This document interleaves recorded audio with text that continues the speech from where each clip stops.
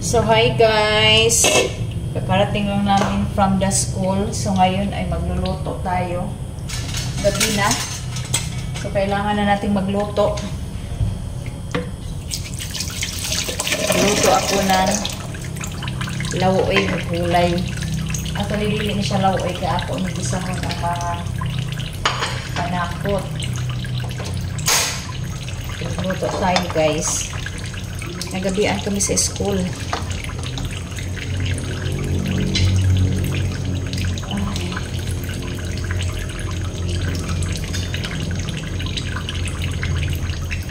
Kaya magluto muna tayo ng ating dinner.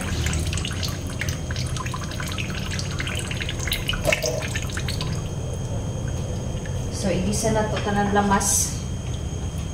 Ayan, sabayan na ito tanan. So, igisa na ito ang karne. So, at this time, guys, gumamit na ako ng kuan. At this time, lagyan ko na siya ng gabing puti at saka kuan, kamugay. And then, miswa. Yung hinarvest natin na miswa last time. So, yun ang ating ilagay. So, medyo madilim ang ating kuan. Medyo madilim ang aking ilaw kasi wala akong ilaw dito eh. Napundi. Napundi ang ating ilaw.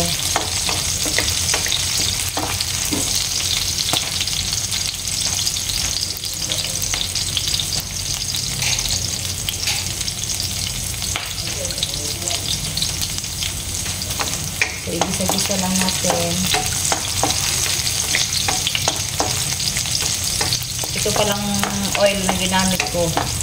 Ginamit ko ito kanina pag luto ko ng kikiam. So, okay lang. Bago pa man ito. And, lagay natin ang karne.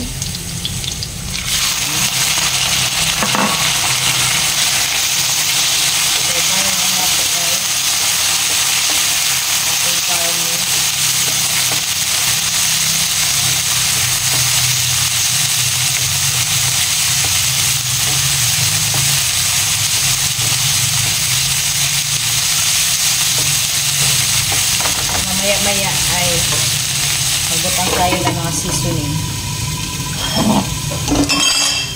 Saan tubigan ni mo, Ashley? Karon pa talaga minagkauli kay kuan. Dugay kay sila kay nagpractice ang akong anak og kuan sa ilang foundation. So, dugay kay minakauli. And then, pugasan ko muna ito. Kanyang baunan. Yung baunan sa school. O bote, naubos ang baon mo. Pag gusto niya ang ulam, maubos talaga ang kanin niya. Pag ayaw niya sa ulam, so hindi maubos. Pugasan ko muna ito. Baunan niya.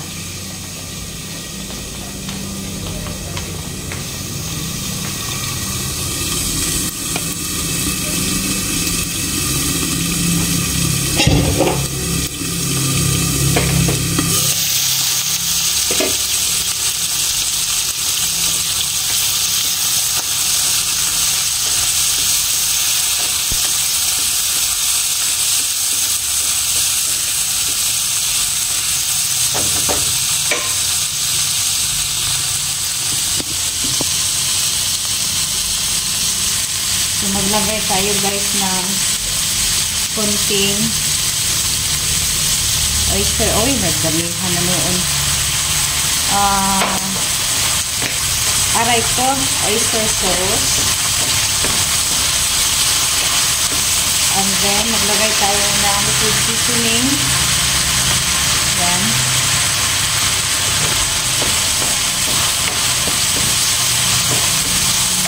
Palayo ko ganyan lagtik. Direktan muna natin sandali.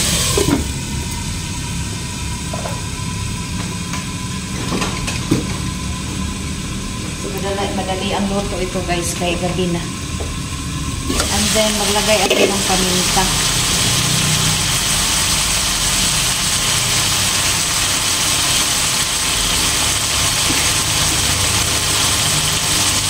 So, igisa-gisa lang natin.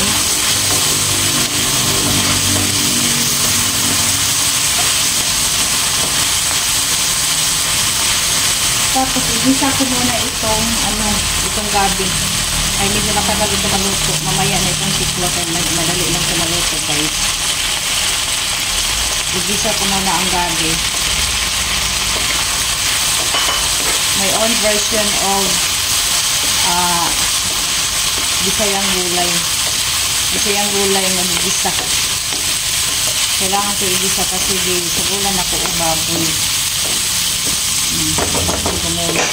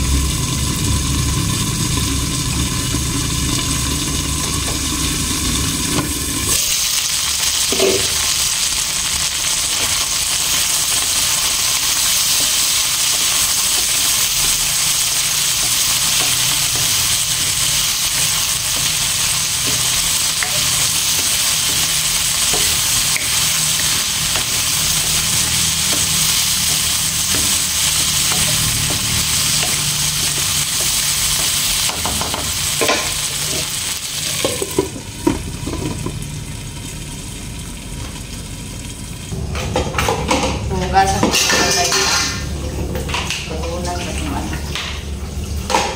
Ang balunan sa ating anak.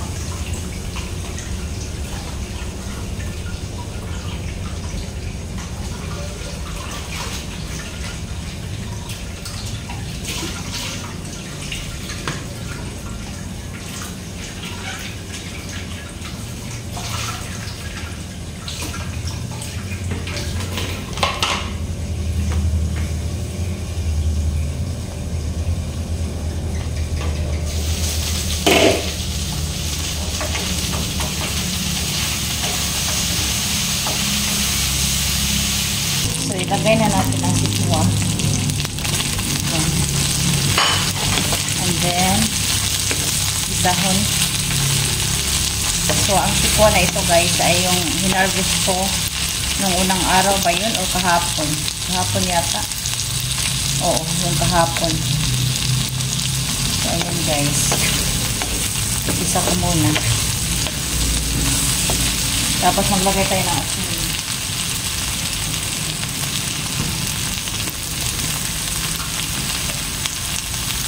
Asin.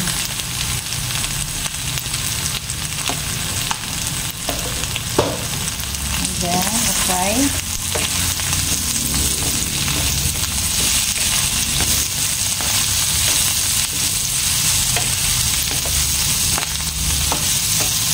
Tapos, maglagay tayo ng water. Sabaw.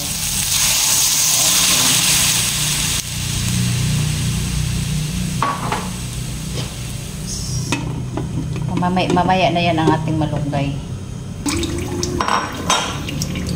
Hi guys! So ilagay na natin ang ating malunggay. Hala! Ano siya hubas? So mag-add kaya tayo ng water. Kunting water lang.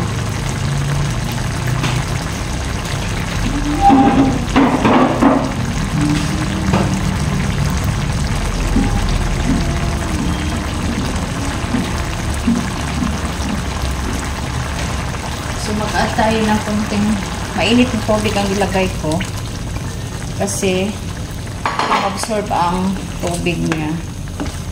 And then mag-add tayo ng kunting asin. Kasi nag-add tayo ng water, so mag-add din tayo ng kunting asin. Yan.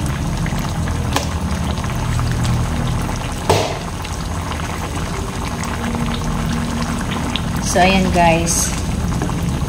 And then ngayon guys, ilagay na natin ang ating malunggay. So very healthy siya. Malunggay from the puno. So ayan.